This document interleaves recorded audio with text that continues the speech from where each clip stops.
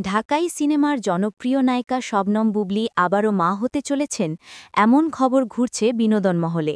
ঘনিষ্ঠ সূত্রে জানা গেছে তিনি বর্তমানে শারীরিকভাবে বেশ ভালো আছেন এবং নিয়মিত ডাক্তারের পরামর্শ নিচ্ছেন।